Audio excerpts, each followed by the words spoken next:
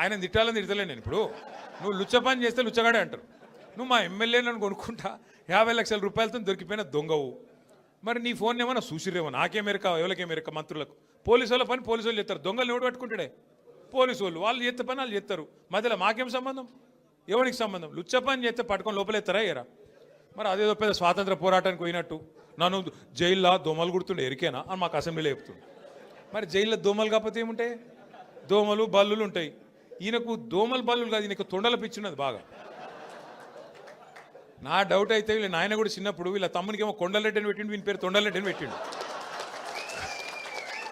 అందుకే మీరు చూడుర్రి మాట్లాడితే, అరే నువ్వు గవర్నమెంట్లో ప్రభుత్వాధినేతవు ముఖ్యమంత్రివి, పనిచేయరా అయ్యా అంటే నీ లాగుల తొండలు ఇడుస్తా. నువ్వు గట్టిగా అడిగినావు ఏమైనా నెలకు 2,500 ఏడవా నీ మహిళలకు ఇస్తా అంటివి కదా, ఆడోళ్ళకి ఇస్తా అంటివి కదా అంటే నీ గుడ్లు వీకి గోటిలాడతా. రైతులకు రుణమాఫీ చేయకపోతే ఏమయ్యా అంటే నీ మెడల పేగులు వేసుకుంటా.